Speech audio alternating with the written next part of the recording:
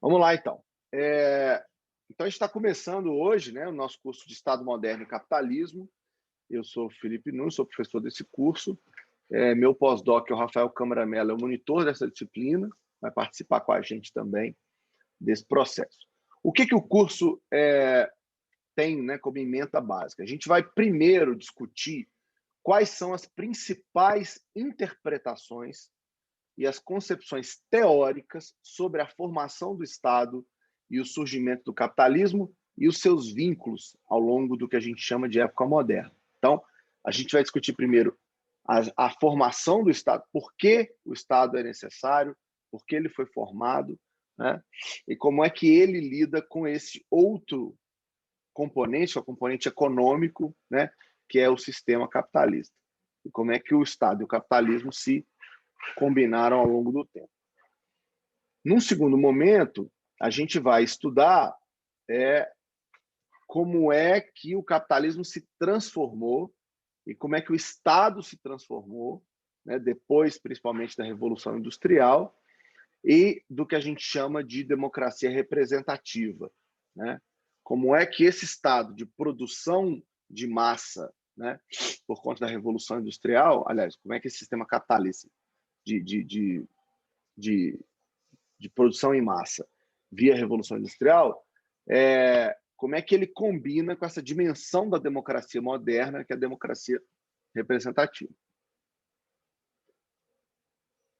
E um dos temas que a gente vai discutir é justamente o tema da configuração e, ao mesmo tempo, da crise do estado de bem-estar social, né? Que é um estado que surge na Europa com muita força num determinado momento, e essa maneira de ver, né, o estado de bem-estar social entra em crise, a gente precisa discutir por quê, né? Na parte final do curso, a gente vai examinar o impacto, né, dessa lógica da globalização, né, dessa maneira de relacionamento político que existe hoje, em que os estados nacionais não são mais eles não dependem apenas de si para conseguir encontrar resultados econômicos, né? E resultados de bem-estar social. Pelo contrário, eles dependem dessa gama, né, de relacionamentos que se coloca aí entre os países. A gente está vivendo aí uma crise, né, mundial por conta da pandemia, uma pandemia global, né, que afeta a economia, que afeta a saúde, né, essa política da vacina, uma política muito interessante. Então, a gente vai discutir conceitualmente como é que essas coisas se conectam e por que isso é importante. Tá? Então, primeiro tema do nosso programa é a formação do Estado moderno e como é que se dá a dinâmica do capitalismo. Depois, a gente vai estudar o poder do Estado pensando em autoridade, legalidade e legitimidade. A gente vai estudar o modelo liberal democrático de organização do Estado. Aí a gente vai combinar o Estado, o capitalismo e a noção de cidadania, né, como é que ela se deu ao longo dos anos. O quinto tema é essa discussão mais recente sobre a crise do estado de bem-estar social e como é que a gente precisa reformar o Estado pesado, um Estado cheio de viés e mazelas. E, por fim, a gente vai discutir a globalização, capitalismo e democracia, ou seja, como é que o Estado passa a ser apenas um território, mas que está influenciado por tudo que acontece fora dele. Tá? Do ponto de vista de avaliação, a gente vai fazer 3 provas, uma ao fim de cada unidade dessa que eu acabei de explicar. Então, a primeira vale 30, a segunda e a terceira valem 35. Tá?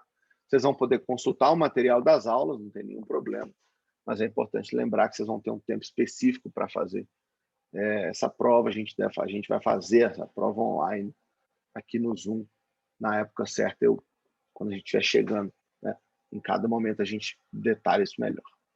Tá claro para todo mundo o curso? Tá alguma dúvida? Alguém quer fazer algum comentário? Eu vou colocar vocês aqui, essa lista aqui no canto. Se alguém quiser, por favor, falar alguma coisa ao longo da aula, é só levantar a mão, tá bom? Primeira aula que a gente vai ter é uma aula que discute um texto do Norbert Bobbio. O Bobbio foi um importante cientista político, tem uma contribuição importante para o pensamento político como um todo. E ele tem um livro chamado Teoria Geral da Política, que a gente vai discutir hoje o capítulo 3, chamado Política e Moral. Então, vamos lá. Acho que a primeira coisa que a gente precisa definir, né, para começar o curso é o que é política. Né? Vamos começar do princípio. Né? Existem dois sentidos que o Bobbio define, o que a gente chama de sentido clássico e o sentido moderno. No sentido clássico, a política ela era tudo que dizia respeito à polis, ou seja, tudo aquilo que se refere à cidade onde as pessoas moram. Né? E, portanto, a política é aquilo que diz respeito ao cidadão, ao que é civil, ao que é público, ao que é social. Né? Essa noção clássica da política ela é uma noção difundida por Aristóteles na sua obra, uma obra importante chamada A Política. Então, ele discute filosoficamente o tema da política porque ele está olhando para aquilo que é do cotidiano da polis. Né? Durante muitos anos, né, séculos, política, esse termo, foi utilizado para indicar obras que estavam dedicadas ao estudo dessa esfera da atividade humana que, de alguma forma, faz referência às coisas do Estado. Lá na sua origem, o termo se referia ao que a gente entende hoje como o estudo da política, ou, depois, o que virou ciência política. Né? Mais até do que, propriamente, o estudo da atividade política. Então, o sentido clássico com o qual a gente está lidando primeiro era uma política como substantivo. Né? Uma política que dizia respeito, né, à política, porque ela tem relação com o que acontece, como é que se estuda, como é que se aborda, ou se abordam os temas do cotidiano das cidades, né, da polis. Aos poucos, a gente foi vendo uma transição para o termo política como aquilo que se refere à cidade, isso aos poucos foi se, como substantivo, isso foi se modificando para também um termo usado como adjetivo. Né? E aí a gente está pensando nessa outra política como aquela que a gente estava conversando hoje, que diz respeito ao entendimento, né, não só do estudo da política, dessa esfera, né, dessa atividade humana, da polis, né, especificamente, para essa visão mais de vamos estudar a função, os objetivos e a melhor maneira de lidar com esse Estado. Né? Então, a política começa na cidade e avança para o Estado. Não dá para falar de política sem falar de poder. Né? Eu costumo dizer no meu ofício, no meu trabalho, que o grande desafio, né, de se fazer boa política é se usar bem o poder que se tem. Inclusive, é muito importante que o político saiba usar o seu poder. Há vários problemas, né, na política, justamente porque os políticos, muitas vezes, não sabem exercer bem o seu poder. Então, vamos entender o que é poder, né? Já que esses dois conceitos estão tão conectados. Poder é possuir os meios que permitem alcançar os resultados desejados. Isso é muito importante. Poder, eu vou repetir, é possuir os meios que permitem alcançar os resultados desejados. Se você tem os meios para obter um determinado fim, você tem poder. E os meios podem ser os mais variados tipos. O meio pode ser a força, o exército. O meio pode ser a produção econômica. Então, você tem a fábrica. o meio pode ser informação, o meio muda, né? Mas a dinâmica do poder é a mesma, né? Por exemplo, tem um autor muito importante na ciência política, que é o Thomas Hobbes, um contratualista importante. A gente vai falar muito dele aqui nesse começo do curso, porque ele é um dos pais fundadores da ideia da formatação do Estado, como a gente conhece hoje, né? Do Leviatã, né? Que é esse Estado forte, que tem que cuidar, né, de tudo. A gente vai falar mais com detalhe, mas o Hobbes tem uma definição de poder que consiste nos meios para se obter alguma vantagem.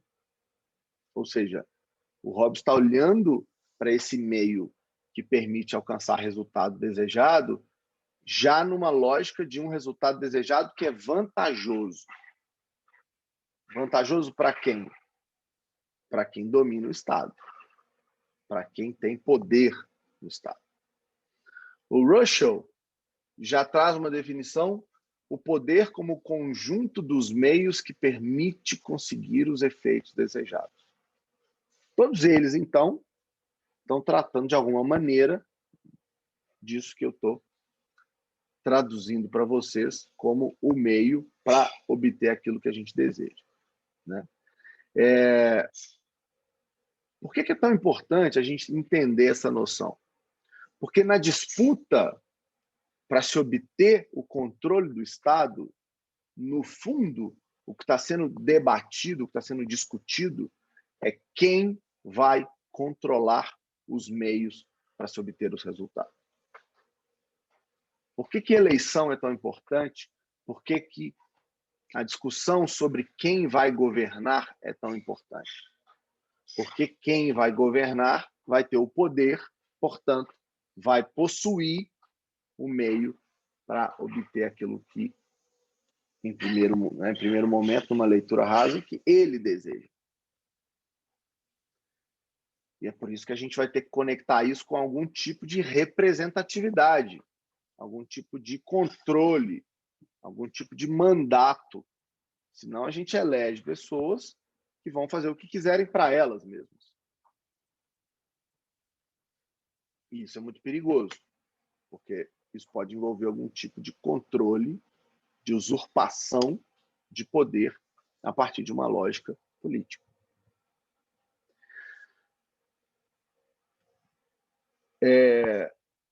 Embora eu consiga definir esse poder de maneira geral, né, filosoficamente é importante lembrar que existem formas diferentes de poder.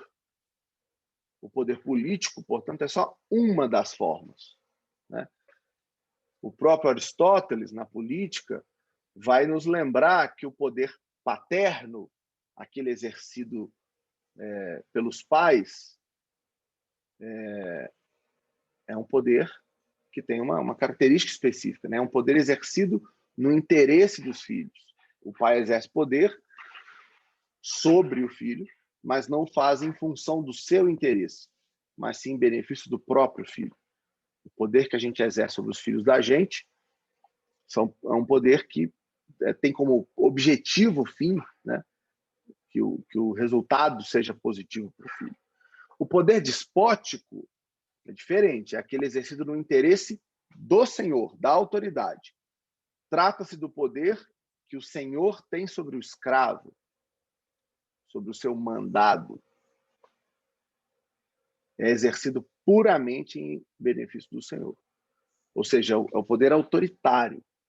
É o poder que não está preocupado com o outro. É o poder que usurpa direitos do outro, porque eu quero resolver os meus interesses. E o poder político, que é exercido no interesse de quem governa e de quem é governado. Esse é o poder sobre o qual a gente tem que refletir o tempo todo. Por quê, gente? Porque o poder só é político quando o governo é bom. Governos que são corruptos, que governam em causa própria, não estão exercendo um poder político. Estão exercendo um poder despótico. Portanto, é uma relação muito parecida em governos ruins, em governos corruptos, né? É uma relação muito parecida com a relação do senhor e do escravo. Porque tem alguém sendo, o poder de alguém está sendo usurpado nesse processo. E por que é tão importante dizer para vocês nesse momento e distinguir nesse momento essa tipologia dos poderes? Porque o grande desafio que a gente vai enfrentar na democracia moderna, na formatação de um Estado moderno, é o desafio de conseguir criar as instituições capazes de controlar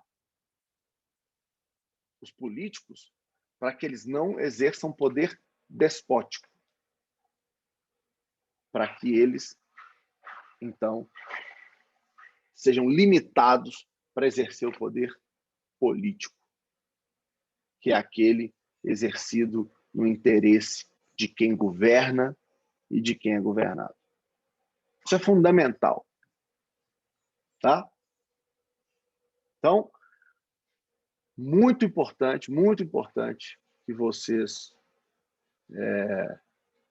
tenham bastante clareza sobre a distinção e por que a gente tem que ter um olhar tão diferenciado em relação à política e à estruturação do Estado numa discussão moral, porque o que a gente quer e deseja é que a política seja exercida com o poder da política, que é de governar olhando para os nossos interesses, e não de um Estado que seja governado por atores despóticos, porque senão eles vão transformar a relação das pessoas com eles numa relação de escravidão. O John Locke, que é um outro teórico importante, clássico, né, na ciência política, considera que o fundamento do poder paterno é a natureza. Ou seja, é natural que a gente entenda e conheça o poder paterno.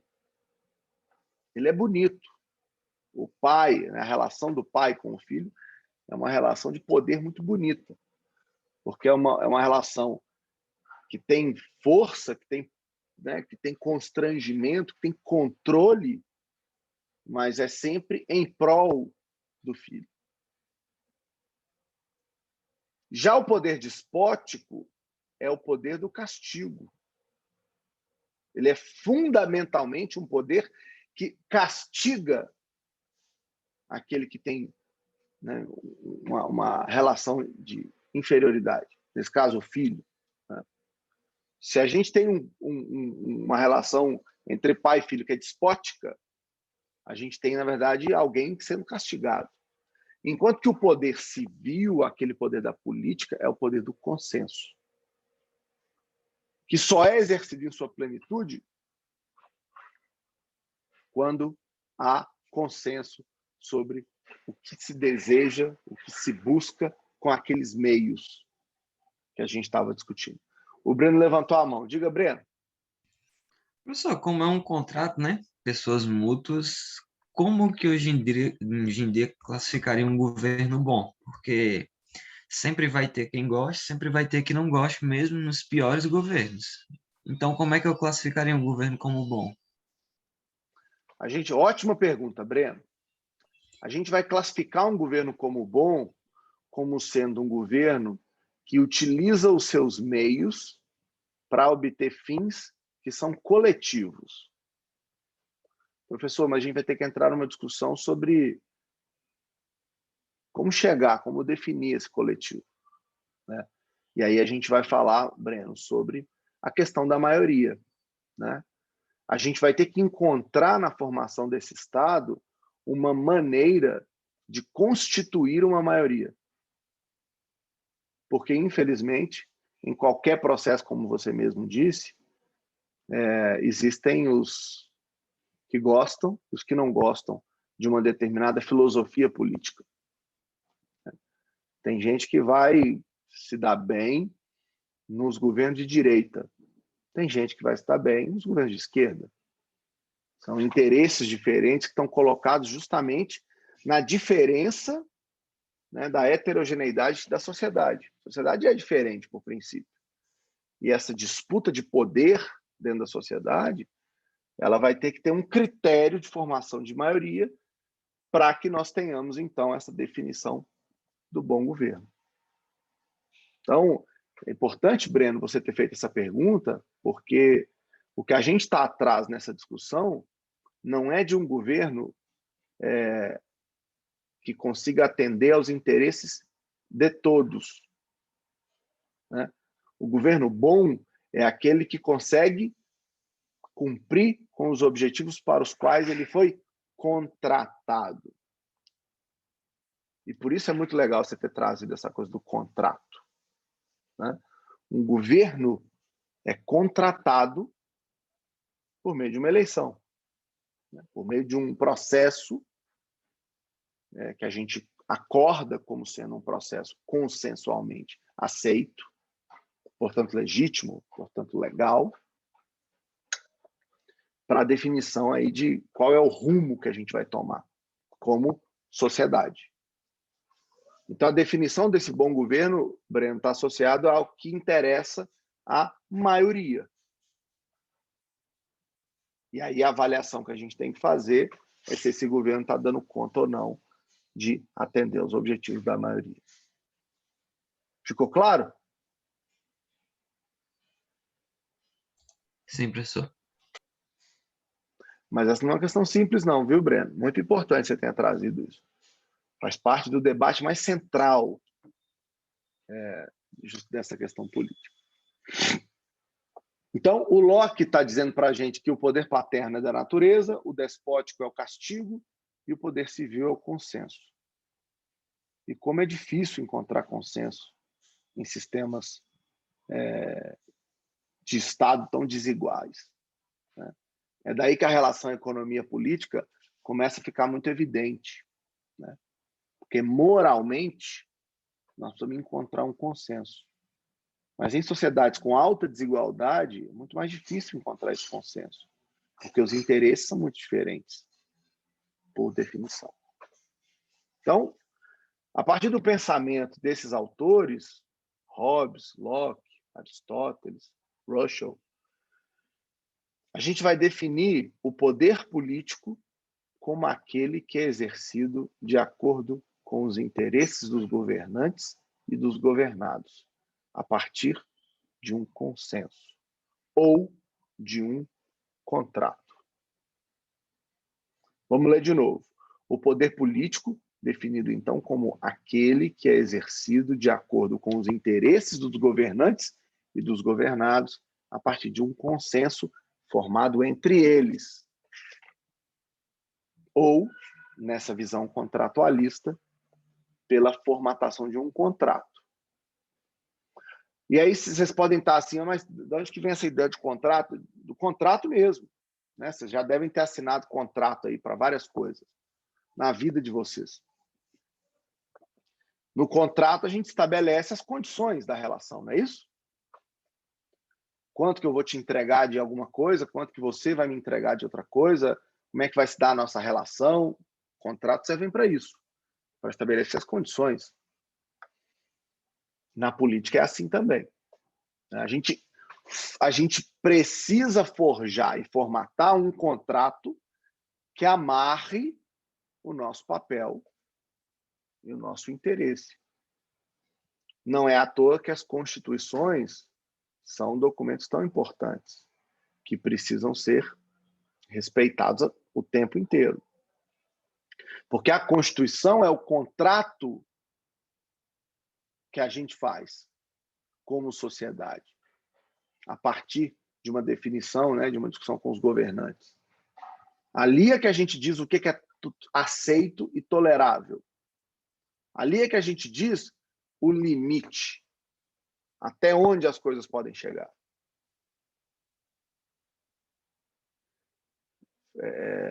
Romper o contrato, né, ultrapassar os limites constitucionais, é exercer um poder despótico. É deixar de exercer o poder do consenso. Porque, como sociedade, nós compactuamos com um determinado limite de condições.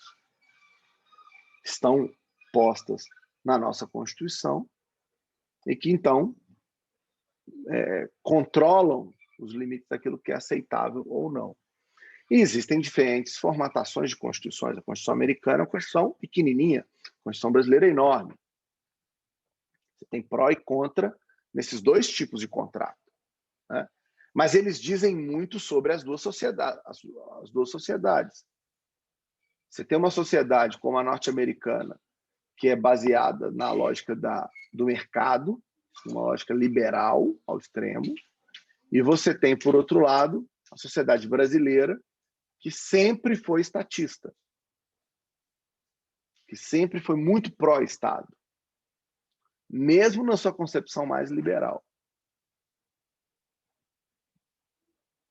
Interessante como é que o contrato, essa Constituição, acaba sendo um bom... o contrato que a gente faz diz muito sobre quem a gente é, sobre o que a gente aceita, o que a gente tolera, o que a gente limita.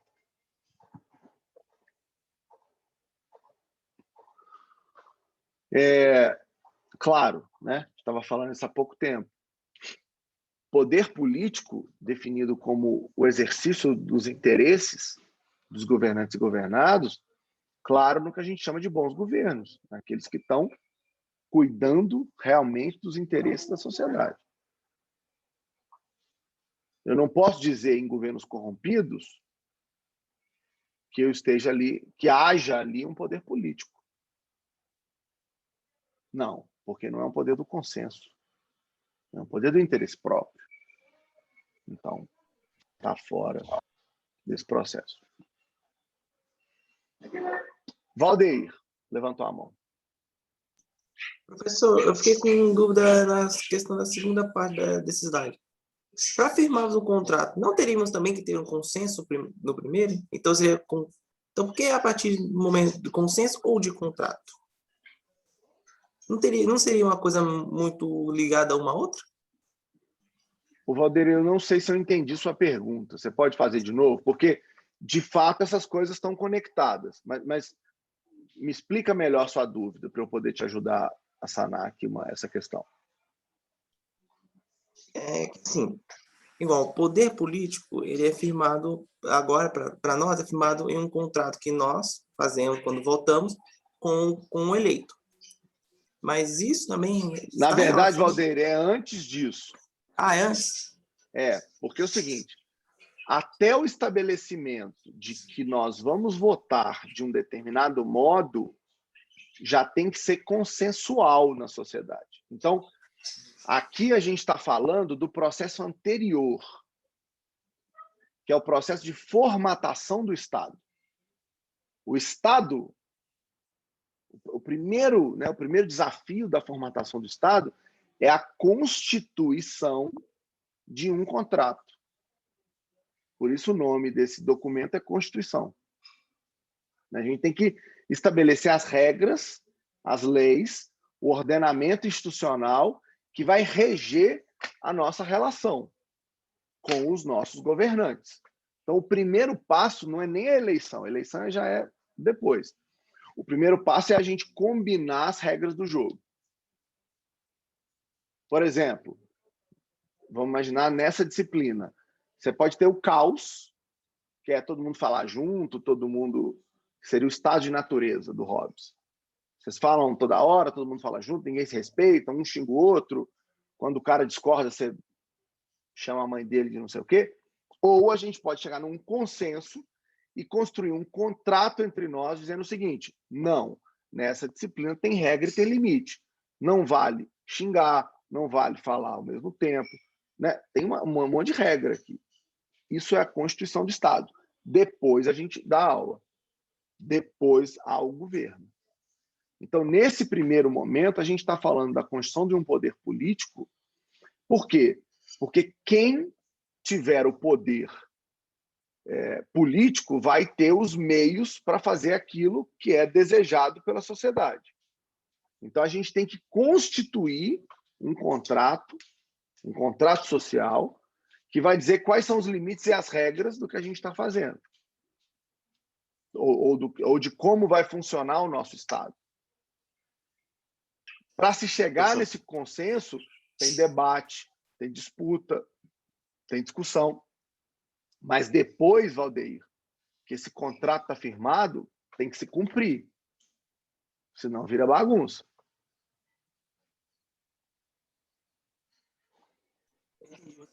Essa é a minha dúvida. Obrigado. Só uma pergunta. Como eu nunca usei o Zoom, eu levantei a mão. Minha mão já baixou? Não, você tem que baixar a sua mão. Tá. Ok. Obrigado. Você tem que ir lá na sua mãozinha e baixar ela. Pronto. Excelente. Ok? Então, nós, né, nessa tipologia clássica das formas de poder, você tem esse poder paterno, você tem esse poder despótico e você tem o poder do consenso. E a tipologia moderna? Quais são as formas modernas de poder? Né? O critério de classificação das várias formas de poder se funda sobre os meios dos quais se serve o sujeito ativo da relação, aquele que exerce o poder, para condicionar o comportamento do sujeito passivo, aquele que obedece. Então, a gente vai pensar em 3 grandes tipos de forma de poder moderno. Lá atrás, o Aristóteles, o Locke, o Hobbes estão falando de poderes políticos, poderes civis, um tipo. Você tem o poder paterno e o poder despótico. Nas formas modernas de se pensar o poder, a gente vai falar de poder econômico, de poder ideológico e de poder político. Então, vamos definir cada um deles. Tá? O poder econômico se vale da posse de certos bens necessários, ou assim considerados em uma certa condição de escassez, para induzir aqueles que não os possuem a uma certa conduta. Conduta consistente, principalmente na condução de um certo tipo de trabalho. Então, o poder econômico é aquele poder exercido por quem tem bem, que nem todo mundo tem, aquele que tem algo que nem todo mundo tem, para fazer com que outra pessoa exerça uma determinada atividade. Então, o dono dos meios de produção, ele explora a atividade, a força do trabalho do outro para gerar resultado para si. Então, quem detém bem em abundância, bem de produção, tem condição de controlar o comportamento dos outros, que estão em condições ruins. E neste contrato, você tem recompensa financeira, alimentar, de proteção. Aí existem variações de como esse poder econômico é exercido. Mas ele é um tipo específico de poder. O poder ideológico é diferente. Ele funda-se na influência que as ideias formuladas de um determinado modo, emitidas em determinadas circunstâncias, por uma pessoa, né, que tem uma autoridade e que é difundida através de alguns procedimentos, tem sobre a conduta dos consociados. Esse é claramente o poder que os sacerdotes, os intelectuais e os cientistas exercem sobre a sociedade. Porque o que está em jogo são as ideias. O que está em jogo é justamente a concepção, né, de como pensar o mundo, como ver o mundo. O poder político, na visão moderna, funda-se em outro preceito, que é o da posse dos instrumentos através dos quais se exerce a força física. O que caracteriza o poder político, então, é a exclusividade do uso da força em relação a todos os grupos que atuam em determinado contexto social. é muito importante que aqui vocês consigam fazer a diferença ou diferenciar entre o poder político no modelo clássico e o poder político numa concepção moderna, né? Quando a gente está falando de poder político lá atrás, a gente está falando de né, controlar os meios para obter os resultados desejados. Obter o bem comum. Encontrar o resultado ótimo, ideal, que como o Valdeir chamou a atenção, acho que foi o Valdeir ou foi o Breno? Acho que foi o Breno. Como é que eu defino um governo bom? Difícil, né? Na concepção clássica, é aquele que faz o que é desejado pelas pessoas. Aí eu comecei a falar sobre encontrar aí uma forma de descobrir onde é que está o desejo da maioria, e ser um governo que atende a esses interesses. Mas é complicado falar nesse governo bom, né? O poder político como aquele poder que exerce o bem. É difícil encontrar isso numa sociedade de interesses. Na visão moderna, o poder político tem a ver com outra coisa. Na visão moderna, o poder político tem a ver com quem controla o uso exclusivo da força. Porque quem controlar o uso exclusivo da força tem poder político para punir aqueles que saiam do contrato, para aqueles que ultrapassem os limites do contrato. Quem tem o Estado, quem controla o Estado, controla, portanto, nessa visão moderna, os instrumentos de força física. Essa é uma definição muito específica. Tem a ver com o quê? Com quem tem, por exemplo, o controle do exército, das armas. O Estado controla a força, o exército, as armas. Justamente para evitar que cada um de nós exerça o poder à sua forma, que seria o estado de natureza, que seria o estado em que cada um de nós tentaria impor ao outro a sua forma e a sua maneira de pensar. Esse é o estado de natureza, é o estado do caos. Todo mundo tem sua arma, todo mundo tem seu modo de pensar diferente. O resultado disso é violência. Portanto, é interessante, por trás dessa definição de poder político, essa concepção moderna de poder político, tem uma concepção que, no fundo, é dar para alguém, delegar para alguém o poder político, o poder de controlar a força física, é uma maneira de buscar paz. Olha que interessante isso. Deixar que alguém tenha o uso exclusivo do uso da força é, no fundo, uma tentativa da sociedade de buscar a paz. Porque quando alguém é árbitro do cumprimento do contrato construído socialmente, a gente tira da mão fragmentada das pessoas o poder e a chance de tentar fazer cumprir o contrato à sua maneira, e não do jeito que deveria ser cumprido, segundo o que a gente consensualiza. É interessante isso.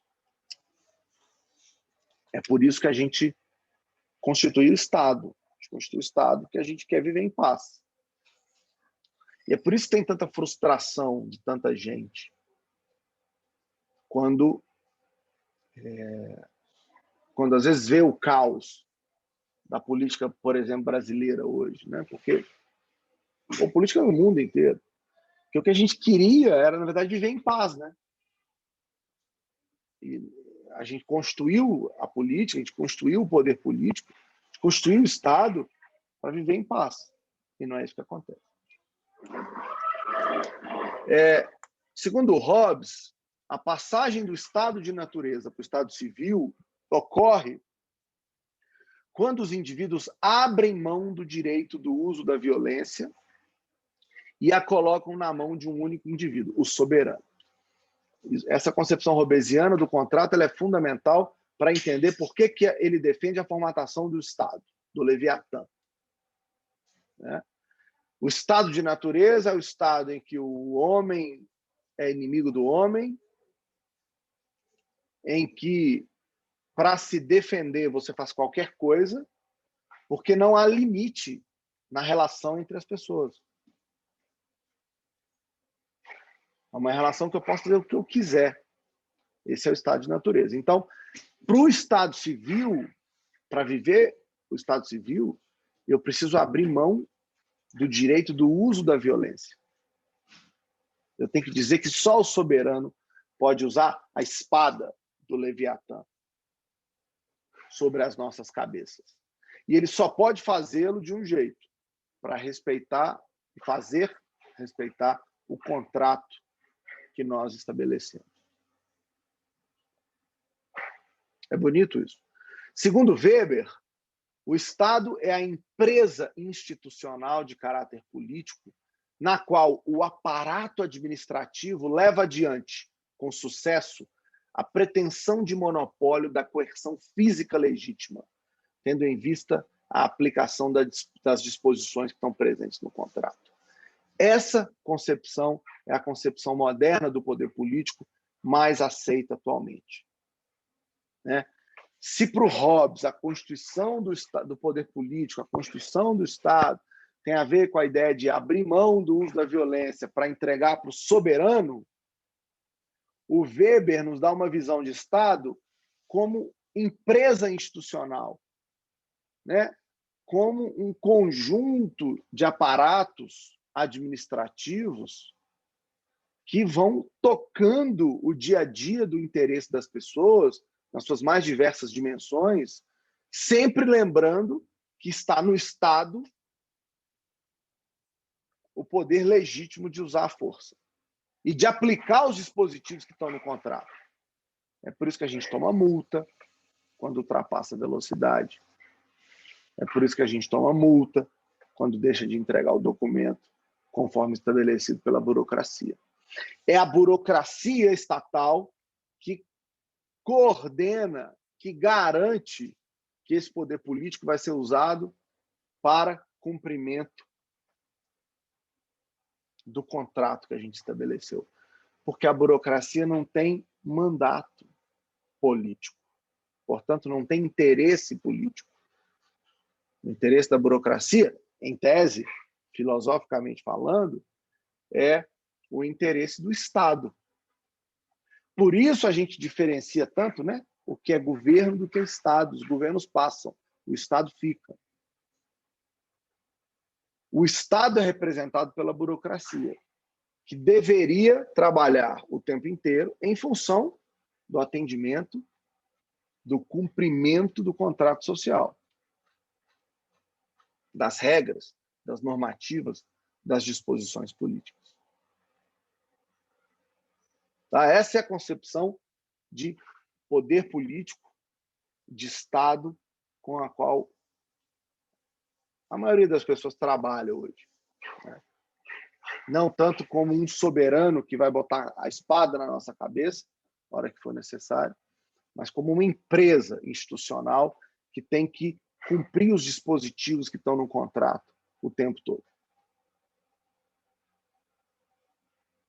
Então, a gente viu a concepção clássica de poder, de como é que o Estado é formatado, de quais são os tipos de poder pensados lá atrás. A gente viu a tipologia clássica das formas de poder e a tipologia moderna das formas de poder.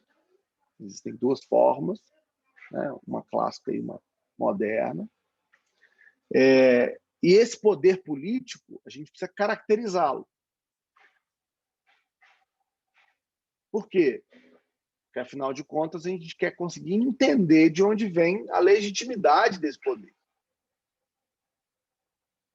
Então, para essa concepção moderna da política, as características do poder político são 3. Número 1, exclusividade. A gente não pode permitir a formação de grupos armados independentes. Só o Estado tem poder do uso da violência. Universalidade. Apenas os detentores do poder político podem tomar decisões legítimas e efetivamente operantes para toda a comunidade. E terceiro, inclusividade. Todas as atividades desenvolvidas na sociedade podem ser objeto da ação estatal imperativa por meio da utilização do ordenamento jurídico. Ou seja, é o Estado quem vai fazer cumprir para todo mundo a lei. É obrigação do poder político, é característica do poder político fazer com que esse ordenamento jurídico garanta que todos nós vamos estar na mesma condição perante a lei. Se houver algum tipo de injustiça nesse sentido, o Estado tem que operar. Então, o poder político é exclusivo, é universal e é inclusivo. Ele serve para todo mundo. Só quem está no Estado pode, de fato, tomar decisões. Né? Eu não posso ter um grupo de pessoas que se reúne ali, tomam uma decisão e está valendo para todo mundo. Não. Nessa concepção de Estado, o poder político é exercido por quem tem mandato para isso. E só quem vai ter o uso da força exclusivamente é o grupo que controla o Estado. Ok? Até aqui alguma dúvida? A gente está conceituando coisas, né? A gente está conceituando, definindo conceitos, começando a conversar sobre alguns preceitos da política. Alguma dúvida até aqui? Por enquanto não, professor. Vamos adiante. Tá, professor. Então você definiu aí o Estado, a gente está saindo do estado de natureza, lá no Hobbes, a gente está criando um poder exclusivo, que é o poder da política universal e inclusivo. A gente está entendendo que o poder político moderno é diferente do poder político clássico. Mas, professor, qual é o fim da política? Ou melhor, né? Qual é o objetivo da política? Grupos políticos e governos podem ter os mais variados fins. Cada grupo na sociedade tem um objetivo. Cada grupo político tem um objetivo. Portanto, é impossível dizer qual é o fim da política. A política é o meio. A política não é o fim. Aliás, é por isso que a gente vive, nos últimos tempos, uma crise tão grande da política. Porque a política tem sido tratada como fim. Como fim em si mesma. Como forma de manutenção de poder político. Isso é corromper o objetivo dela. A gente não define a política pelo fim. A gente define a política como meio. A política é o meio que a gente encontra para organizar a sociedade e para estabelecer uma forma de convívio e de solução de conflito. A política é meio, não é fim. O fim mínimo da política, segundo Bobbio, pode ser até discutida, né? Mas sempre lembrando que é o meio que a define. Né? A política é o meio para chegar no fim que os grupos políticos têm. Mas então, o fim mínimo pode ser pensado assim: a ordem pública nas relações internas e a defesa da integridade nas relações externas. Olha, minimamente a política tem que ser capaz de obter esses dois fins. Eu preciso manter o meu estado, o meu território organizado, ordenado, e eu preciso defender o meu povo, o meu estado, a minha população, quando eu estou pensando nas relações externas. Ok?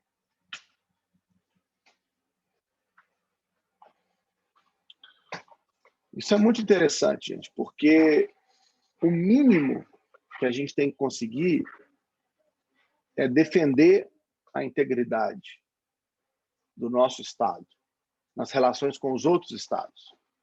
E o mínimo que a gente tem que conseguir é ordem nessas relações entre as pessoas internamente, entre as empresas e o mercado consumidor, entre o público e o privado, entre o que é entregue pelo Estado e aquilo que é recebido como serviço pelas pessoas. Esse é o fim mínimo da política. Mas é muito importante se lembrar, são os meios que definem a política e não o fim. Porque os diferentes grupos, Breno, têm interesses variados. Aquele grupo político que obtiver o poder, por meio da disputa política, vai, então, exercer o seu fim. Vai usar o meio, a política, para chegar no fim.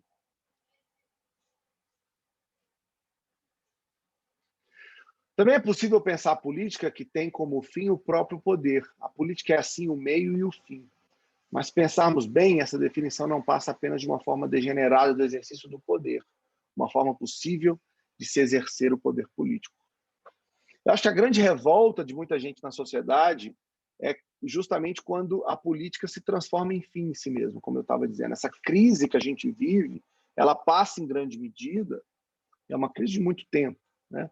Porque as pessoas não olham para a política, ou a política não olha para as pessoas, né? Quem está no Estado não olha para as pessoas, como uma maneira de resolver os problemas que as pessoas têm. Muitas vezes as pessoas estão ali usando o poder político para se manter na política.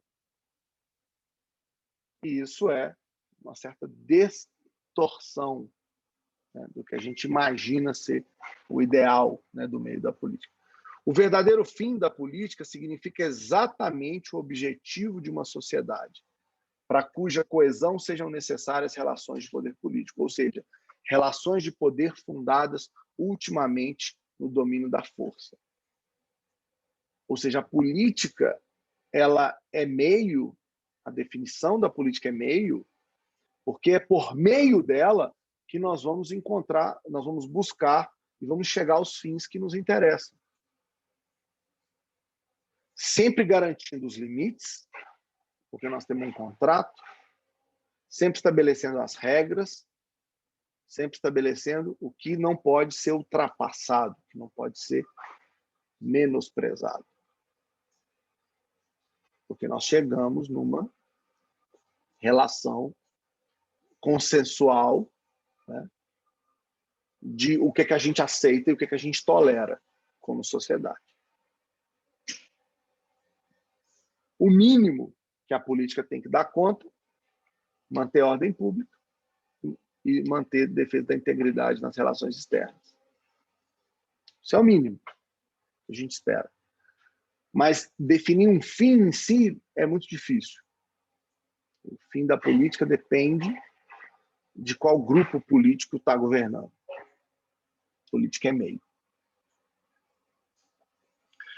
Mas e se eu levar a definição do poder da política como uma relação amigo e inimigo?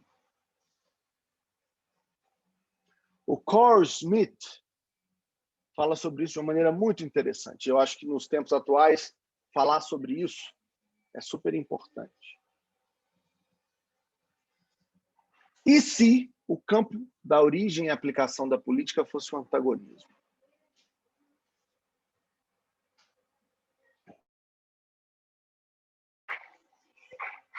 E se política fosse agregar e defender os amigos e desagregar e combater os inimigos? Olha, se a política for vista desse jeito, a gente tem que lembrar primeiro que existem conflitos entre os indivíduos e os grupos sociais. Isso é inerente à disputa política. E entre esses conflitos, há conflitos que diferem entre todos os outros devido à sua intensidade. A gente, às vezes, vai para a guerra, né? E na política, a gente está em guerra o tempo inteiro, porque a gente está debatendo quem vai ter o uso exclusivo da força e quem vai ter os meios para se obter os fins. Portanto, eu vou sempre estar tentando me aliar com os meus amigos, me agregar com eles e defendê-los. E tentar dividir o inimigo e combater o inimigo. O grande ponto... Pode falar. Quem quer falar? Breno. Breno, desculpa a pergunta, mas foi assim que surgiu os partidos políticos ou tem nada a ver? Foi. É dessa concepção de que os grupos sociais vão estar sempre em conflito, Breno, que se constituiu a ideia de que é preciso organizar essa disputa institucionalmente, para que ela não seja no braço, para que ela seja política, que a gente formatou partido político. Porque os partidos são agregações de defesa daqueles que pensam como você, e, portanto, eles te dão uma dimensão clara de qual é o seu inimigo e de como você vai combatê-lo. Você vai combatê-lo na disputa partidária. Né? Acontece, Breno, que, devido à intensidade desses conflitos, eu só posso resolver uma disputa política pensada como uma relação amigo-inimigo usando a força. Por isso que quando a gente entra a lógica de guerra, é a noção mais absurda, né? mais potente da relação política numa relação de amizade e inimizade. Porque a gente vai à guerra para disputar um conflito político à força. Ok? Então, os estados entram em conflito político porque têm interesses diferentes. Essa concepção antagonista de uso de poder político, ela força a gente a entender que a política é um meio. E mesmo em guerra, a gente está fazendo política. Porque nos contextos de guerra, o fim é saber qual é o interesse de qual grupo, né, que vai vencer, que vai prevalecer. É o capitalismo liberal democrático ou é o comunismo que vão vencer? Ou que vai vencer? É o poder econômico dos aliados ou é a noção nazista que vai vencer? Estamos em guerra para debater e discutir qual noção vai vencer. E é óbvio, por que a gente estuda história, né? Porque para aprender com quem ganhou. E foi a força que fez ganhar. É interessante isso. Foi a força. Foi o uso da força que fez uma concepção, uma ideia vencer. Olha que coisa interessante. Não é a difusão da ideia, é o uso da força.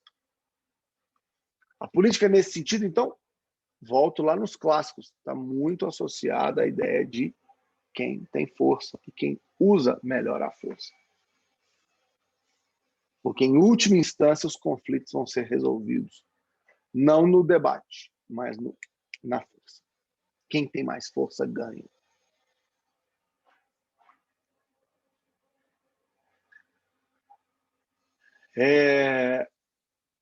A política não tem um fim em si, a política é meio. Se a gente entende a política como a relação antagonista entre amigos e inimigos, eu então tenho que formatar,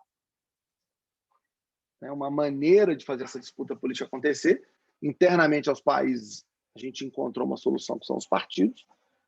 Quando a gente fala de relações internacionais, a gente está falando de diplomacia, né, para tentar resolver esses conflitos. Se eles não são resolvidos na diplomacia, a gente vai para a guerra. Se os partidos não conseguem montar coalizões e acordos políticos, a gente vai para a guerra.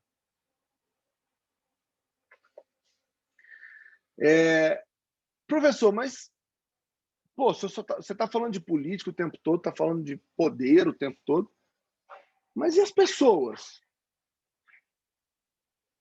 Política não tem nada a ver com o social, política não tem nada a ver com a sociedade, política não tem nada a ver com o bem-estar das pessoas, com qualidade de vida. Na definição clássica do Aristóteles, político coincide com o social. Tá? Se a política é a atividade que se liga diretamente ou indiretamente à organização do poder coativo, ela deixa de coincidir com a atividade social. Então, lá atrás, uma coisa é a outra coisa. Agora, quando a gente entende a política como uso da força, como a disputa, como meio, né, para ter controle sobre o uso da força, então social e político são coisas diferentes. Porque eu posso, como Estado, ir para cima das pessoas para prendê-las, para puni-las, para multá-las, para excluí-las do processo econômico.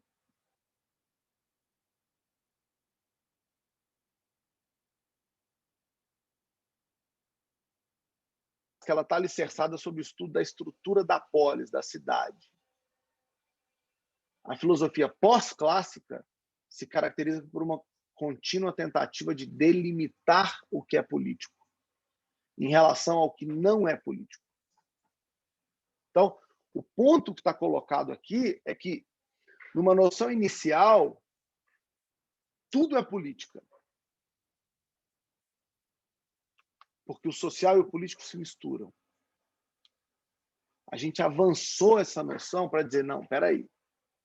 Uma coisa é aquilo que diz respeito ao Estado, aquilo que é de César, aquilo que é político. Por uma outra dimensão da esfera privada da vida das pessoas. A religião é um ótimo exemplo disso. Essa separação, né, de que o Estado não pode ter uma religião oficial, no fundo, é uma noção que protege a sociedade.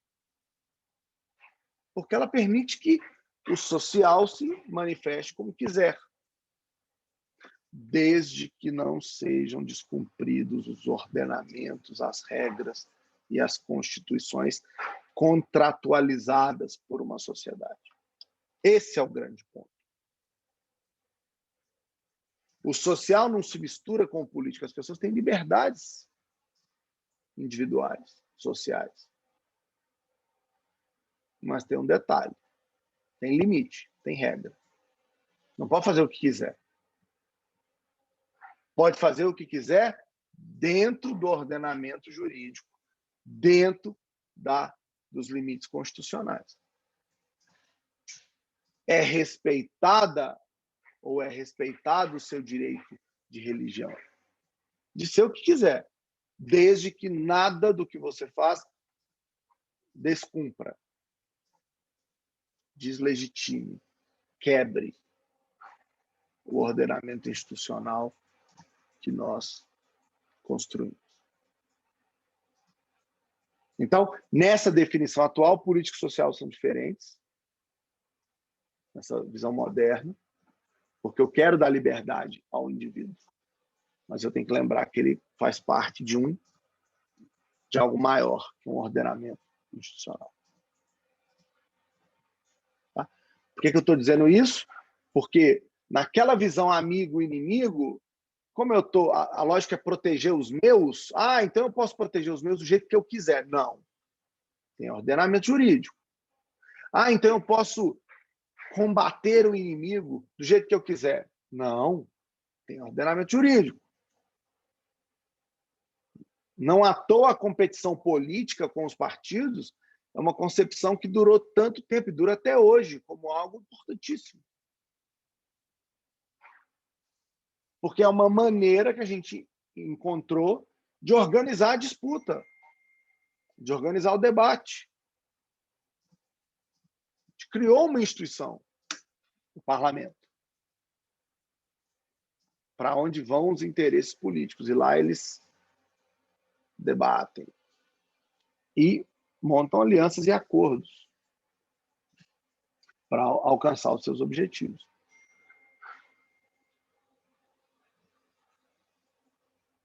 Tá? Agora, isso não é a visão clássica de que tudo é política, de que o indivíduo é, no fundo, o tempo todo político. Não, ele tem momentos diferentes. E aí a gente chega numa parte do curso, ou da aula, né, que o Bob discute no seu texto, que é muito legal, que eu gosto muito, que é a diferença, a distinção weberiana entre a ética da convicção e a ética da responsabilidade. Qual é a ética que deve pautar o exercício da política como meio? A ética da convicção é o conjunto de normas e valores que orientam o comportamento do político na sua esfera privada. Então, a convicção, ter convicção sobre algo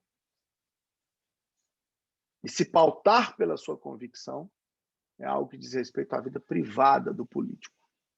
É algo que diz respeito à noção privada, à esfera privada das pessoas, da sociedade.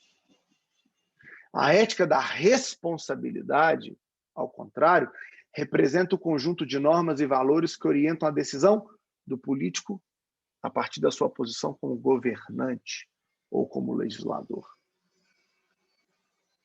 Ou seja, no governo, em governo, como legislador, como governante, a ética que tem que pautar a ação dos políticos é a ética da responsabilidade. A ética da responsabilidade sobre o que é público. A ética da responsabilidade sobre o que é coletivo, sobre o que é de todos. Portanto, o julgamento social da política tem que ser um julgamento a partir da ética da responsabilidade, que não necessariamente é popular, que não necessariamente é bem visto pelas pessoas, mas segue a ideia do cumprimento de um certo dever com o público, de uma certa responsabilidade com o que é público.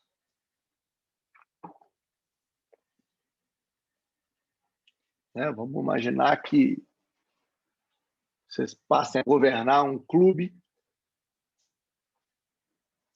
e um clube que tem que funcionar e tem que cobrar taxa e tal. É péssimo ter que aumentar a taxa do clube. Nenhum governante gosta de fazer isso. Anunciar aumento de taxa da mensalidade do clube. Mas se orientar a partir da ética da responsabilidade é se orientar sobre a ótica do se eu não aumentar a tarifa do clube, eu vou poder, né, levar o clube à falência, ou à desordem, ou ao caos. É essa ética que tem que orientar o trabalho na política. É uma ética diferente da ética da convicção. Eu estou convencido de que mais imposto é pior, porque é ruim, você tira das pessoas liberdade quando se aumenta imposto.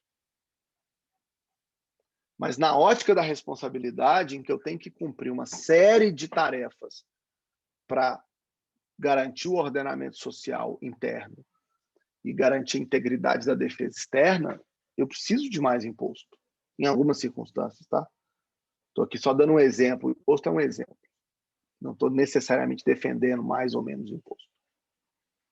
Só estou dando um exemplo de que, em algumas circunstâncias, o político tem que pagar o preço da imagem, da ética, da convicção, em prol de uma decisão que cumpra aquilo que é o ordenamento da ética da responsabilidade. E aí, claro, né, gente? Ética e política são dois universos separados. Em um deles conta a pureza das intenções e a coerência entre a ação e a intenção. Em outro, o que interessa é a certeza e a fecundidade do resultado. Um político deve agir considerando a ética da responsabilidade. Por isso, o político não necessariamente é coerente entre o que deseja e o que faz. E aqui, a sociedade mundial precisa discutir e refletir sobre o que esperar da política. Porque muitas vezes as pessoas cobram os políticos pelas suas incoerências. Olha, eu votei em você porque você era do Partido Novo. E o Partido Novo é contra o Estado. O Partido Novo é a favor da privatização. Mas o que eu posso fazer? Eu preciso governar e eu tenho aqui uma empresa pública que dá resultado. Numa situação de crise, eu preciso do resultado dessa empresa pública para fazer a coisa pública funcionar. Essa é a medida da ética da responsabilidade e não da convicção. Mas eu votei na esquerda e tem que, né, fazer concurso público, que é a favor, tal. Não, tá certo, eu até acho que tem como alguém da esquerda lá.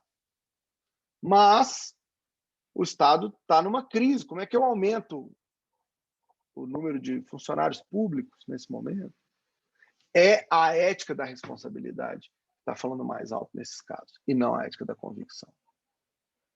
É interessante, o Bob vai dizer que os bons políticos são aqueles movidos pela ética da responsabilidade.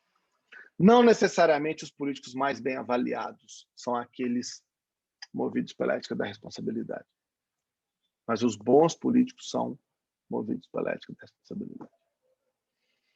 E na era de rede social, deixa eu trazer essa conversa toda, que é uma conversa teórica, né, para o mundo de hoje, em que se tem cobrança o tempo todo, em que se vive em bolhas o tempo todo, está cada vez mais difícil para os políticos conseguirem fazer aquilo que é necessário. Está cada vez mais custoso para um político exercer a sua função a partir da ética da responsabilidade. Porque o nível de cobrança é muito alto. E porque a checagem da contradição entre a ação e a intenção são cada vez mais explícitas na sociedade. A chamada imoralidade da política resume-se a uma moral distinta daquela do dever pelo dever. É a moral segundo a qual devemos fazer tudo o que está em nosso alcance para realizar o objetivo ao qual nos propusemos, porque sabemos, desde o início, que seremos julgados com base nas consequências de nossas ações. Ou seja, os políticos, que controlam o poder político, exercem o poder político e controlam o Estado, em tese, tem que exercer suas funções sabendo que serão julgados pelas consequências das ações e não pela intenção do que foi feito ou do que era a sua intenção original. A ética da responsabilidade exige um comportamento que tem como foco o resultado,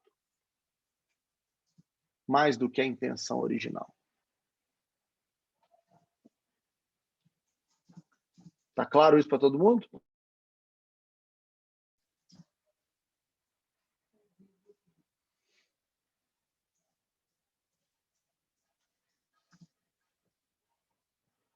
Então vamos lá.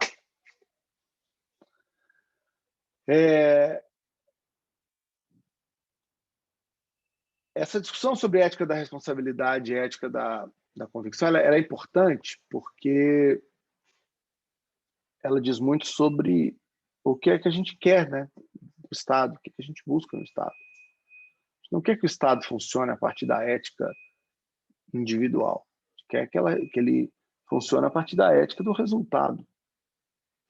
E a ótica do resultado é a ética da responsabilidade. Então, o critério da ética da convicção é comumente utilizado para julgar ações individuais, enquanto a ética da responsabilidade é comumente utilizada para julgar ações de grupo, ou ao menos cumpridas por um indivíduo em nome ou conta de grupo. Ou seja, na relação individual que vocês têm com seus amigos, com seus pares, o Weber vai dizer, a gente tem que usar a ética da convicção. Poxa, cara, é como a gente educa os filhos da gente, né? Poxa, não esperava que você fizesse isso.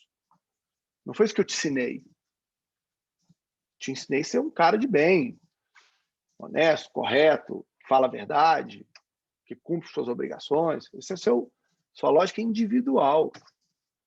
A lógica da política é outra. A lógica da política é a ótica da responsabilidade, em que a operação que está em jogo é a operação do resultado político, que tem consequências econômicas, que tem consequências sobre a violência, sobre o conflito social. Portanto, segundo Weber, a gente devia estar julgando a política sobre a ética da responsabilidade, se a política está entregando ou não o resultado, independentemente da intenção dessas pessoas.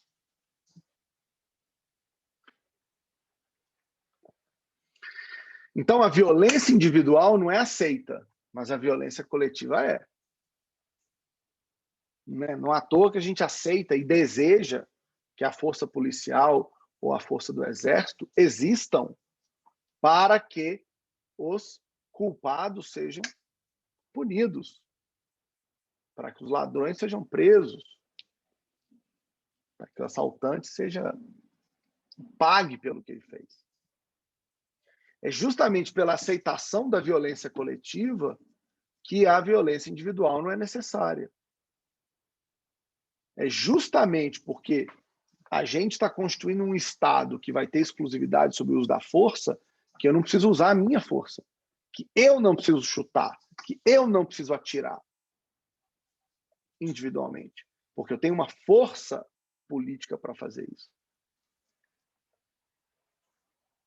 E a gente deseja isso nessa formação do Estado justamente para fugir do estado de natureza, em que se vive numa incerteza tão grande que eu não sei de onde vem o tiro, eu não sei de onde vem o conflito.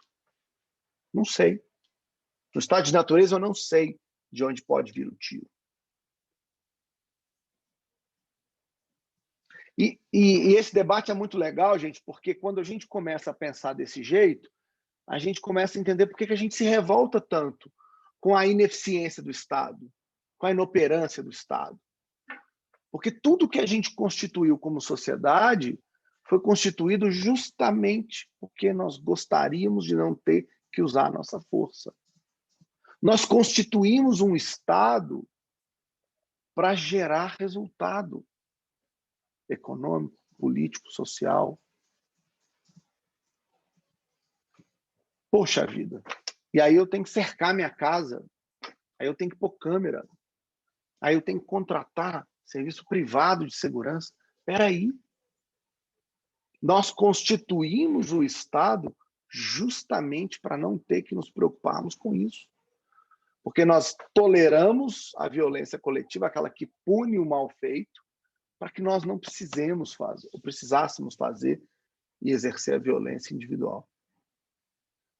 É daí que vem a nossa insatisfação. É daí que vem a nossa frustração pública. Porque está na própria concepção do Estado que eu não precisasse fazer nada disso. Fala, Rodeio. Professor, para o uso da violência coletiva, a violência controlada pelo Estado, essa também deveria, o Estado também deveria usar a ética de responsabilidade para operar com essa violência, certo? 100%. 100%. Porque, claro, eu não estou falando da violência do Estado que descumpre o seu propósito. E aí eu vou explicitar uma questão fundamental. Por exemplo, a violência policial que mata na periferia só por conta da cor e da raça das pessoas é uma violência que foge da ética da responsabilidade, que está operando sobre a ética da convicção. Essa coisa de morte, assassinato de jovens negros na periferia é claramente o uso da ética da convicção e não da responsabilidade. Porque tem alguém pagando um preço que não deveria, porque o Estado não está funcionando.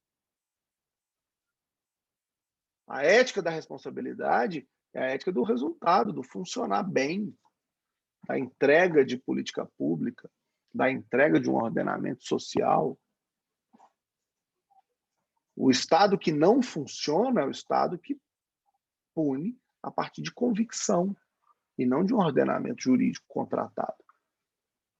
Então, sim, Valdeir, o Estado que controla o uso exclusivo da força, ele não pode usar contra a sociedade, fugindo da ética, né, ou operando numa ética contrária da responsabilidade, com certeza. Fala, Breno. Eu acho interessante esse ponto que o senhor fala, porque ao mesmo tempo que uma parte do Estado vai punir, sem ter consideração esses grupos, naquele entorno vai surgir um novo Estado para a proteção local, que muitas vezes são as próprias, vamos dizer assim, os próprios traficantes do local, eles protegem a região e as pessoas têm mais confiança naquela organização do que muitas vezes no Estado, que seria quem iria proteger todo mundo. Isso só acontece, Breno, porque aquelas pessoas não estão no contrato. Elas não sentem que fazem parte do contrato. Então, elas criam um outro contrato. No fundo, Breno, É uma dinâmica que quem deveria proteger ataca, aí surge um Estado por dentro do Estado que tem mais influência. que tem mais legitimidade, né, digamos assim, na visão dessas pessoas para protegê-las. Agora, Breno, olha que mágico isso, porque a noção é a mesma. No fundo, todos esses atores sociais estão buscando a mesma coisa. A constituição de um certo contrato para a formatação de um Estado legítimo que vai ter o uso da força para nos proteger do caos. A lógica é a mesma. Quando aquelas pessoas não sentem que fazem parte do contrato maior, elas tentam resolver entre elas mesmas como encontrar esse ordenamento social, essa proteção. Ou seja, é claramente uma falha do Estado que gera a necessidade intrínseca ao indivíduo de encontrar, então, um outro Estado para defendê-lo, para protegê-lo. para defender os seus interesses. Interessante isso, né? O único agravante desses estados que geram é que sempre quem tem mais influência é quem vai, vamos dizer assim, governar. Que, por exemplo, dentro de uma milícia, vão punir aqueles que não têm, vamos dizer assim, um poderio tão forte para reter uma influência, enquanto aqueles que são topo da cadeia nunca vão ser pegos. Aí Mais do que sempre esses isso. terceirizados vão ser pegos, vão pegar, aí vão chegar outros, tomam lugar e adianta em nada. Mais do que isso. Não tem ordenamento jurídico nesse outro estado paralelo. Não tem direito humano. Não tem direito de liberdade individual. Porque esse outro estado, Breno, é despótico. Esse outro estado é autoritário. Porque se, por um lado, as pessoas estão buscando constituir um certo contrato na expectativa de que vão ser protegidas, elas sabem que não têm liberdades individuais respeitadas nesses espaços, controlados por esse Estado paralelo. Porque o controle do Estado paralelo é obtido de maneira a usurpar o direito dos outros e não constituído de maneira legítima. Não se está constituindo nesse Estado paralelo uma força legítima, referendada, que pode ser destituída. Não. Tenta destituir o topo da cadeia num processo, né, dentro de uma milícia, por exemplo. Não é possível. Você vai para a guerra. E aí a ética da convicção está funcionando o tempo todo, né? Que é cuidar de si, cuidar dos seus interesses privados. É diferente desse outro Estado, que, em tese, tem que proteger a partir da ética da responsabilidade. E que, às vezes, falha em fazer isso. Tanto que surgem as milícias, tanto que surgem os estados paralelos, tanto que surge a insatisfação da sociedade, né, como um todo. Mas há uma diferença absurda e clara entre esses dois mundos, porque um tem ordenamento jurídico mínimo, o outro não tem nada, o outro é eu tenho poder despótico, porque eu não posso destituir. Para a gente terminar essa discussão de hoje, é importante que a gente entenda, então, quais são as razões de se ter um Estado. Pensando na política como ética do grupo. Então, razões de Estado. Conjunto de princípios e máximas com base nas quais ações que não seriam justificadas, se cumpridas por um indivíduo isoladamente, não são apenas justificadas, mas, em alguns casos, de fato, exaltadas e glorificadas, se cumpridas por qualquer pessoa que exerça o poder em nome do Estado. A razão do Estado está baseada justamente no fato de que a gente vai tolerar o Estado fazer algumas coisas que a gente não tolera que os indivíduos façam. Né? Aí está a diferença clara entre a guerra e o terrorismo. Num Estado terrorista, indivíduos vão usar o seu poder de violência para atacar outros indivíduos. Ninguém tolera. Em compensação, o ataque à Normandia, para dar um exemplo de uma guerra famosa, de um conflito famoso. Na Segunda Guerra Mundial, ninguém discutiu. Morreram milhares de pessoas no conflito.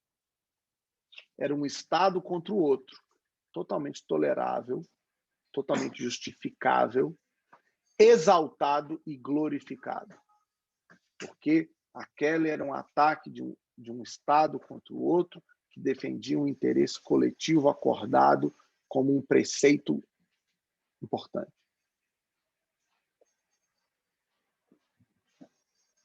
Tá? Então, é importante diferenciar o que é a razão do Estado, a razão de ser do Estado. Essa razão que tem a ver com algo que a gente concorda como sendo bom para todos e que segue a ética da responsabilidade. E que não seria tolerável se fosse cumprido ou exercido por um indivíduo especificamente. É para isso que serve o Estado, na visão do Bob. Para fazer aquilo que nenhum de nós quer fazer individualmente. Né? Todo mundo já se colocou, não já, nessa situação? Está vendo uma coisa injusta acontecendo, mas pô, o cara é amigo. Você fica, será que eu vou falar com o cara? O cara vai ficar chateado comigo? É legal quando tem um árbitro, né? Quando tem uma autoridade que diz que está errado. Porque você não tem que pagar o custo individual de dizer que o cara está errado. Né? É para isso que a gente criou o Estado. Para organizar nossas relações, para funcionar a partir de uma ética da responsabilidade com os resultados. E para nos distanciar dessa violência do indivíduo contra o indivíduo. Desse ordenamento político que é o conflito puro. Nós queremos funcionar de outro jeito. Queremos funcionar em paz, com estabilidade, sabendo que tem uma regra que me protege, sabendo que ninguém vai ultrapassar a regra. E que, se ultrapassar, vai ser punido de maneira exemplar pelo Estado, que vai estar, ao fazer isso, garantindo a sobrevivência do grupo, porque vai estar criando coesão e proteção dentro daquele grupo.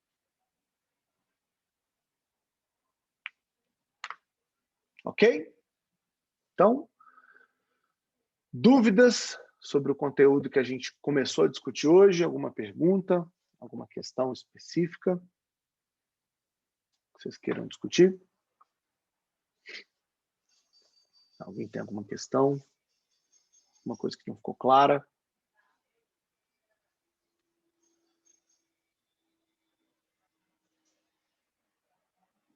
Não? Então tá bom. Professor, eu tenho uma dúvida. Fala, Felipe. Fala, Felipe.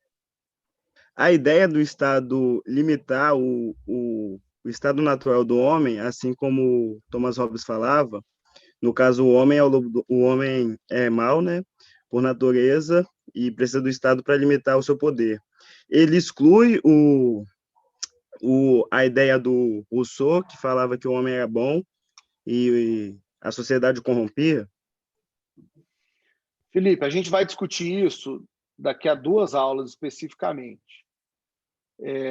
A noção com a qual a gente trabalhou hoje é a noção hobbesiana, né, de que o homem é mau por princípio, não por um critério normativo da bondade ou da maldade, mas por conta de um critério de interesses. Os homens têm interesses diferentes. E por terem interesses diferentes, eles vão disputar quem vai ter acesso ao Estado para poder fazer valer os seus interesses. Ou seja, os homens vão disputar poder político. Então, a noção que eu estou trazendo aqui, que está lá no Bob, o Felipe, é uma noção diferente da do Rousseau, que normativamente está defendendo o homem como bom. A noção do Hobbes é uma noção de interesse. Não tem nada a ver com a minha convicção de ser bonzinho ou ser malzinho. Tem a ver com como é que os interesses se colocam na sociedade. Se os homens têm interesse, eles vão disputar poder. Porque eles sabem que a disputa, quem ganhar a disputa pelo poder vai ter o uso exclusivo da força. E vai poder usar essa força e esse meio para fazer cumprir os seus interesses. Então, entendi. Eu quero distanciar aqui, Filipão, o que é o normativo do que é o pragmático. O normativo é uma noção ideal do bonzinho e do malzinho. O pragmático é a noção da política como ela é, cheia de interesses na sociedade que precisam entrar, que entram em conflito o tempo inteiro e precisam de um árbitro para resolver para que lado que nós vamos. Nós vamos privatizar ou nós vamos estatizar? Como é que resolve isso? A gente vai discutir isso. Mas o ponto anterior é a gente precisa constituir um Estado que organize essa disputa pelo poder, que organize essa disputa política. E ao organizar essa disputa política, a disputa pelo poder, garanta que o operador desse Estado seja um operador baseado na ética da responsabilidade, não na ética da convicção. Porque o Estado tem funções a cumprir. E essas funções que o Estado tem a cumprir, basicamente minimamente passam pela defesa de um ordenamento interno e de uma integridade nas relações externas. Então, garantir que ninguém nos ataque ou que a gente consiga se defender dos ataques externos e que a gente consiga viver bem nesse ordenamento social interno. Rousseau é outra coisa. Rousseau é outra visão. A gente vai explorar essas outras visões mais adiante. Beleza. Valeu, professor. Mais alguém?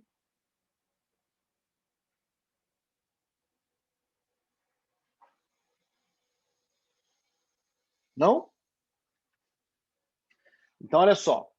Eu vou postar no Moodle a leitura da próxima aula. Vou, claro, disponibilizar para vocês esse material. E ele vai estar disponível para vocês aí reverem novamente, se quiserem. Tá?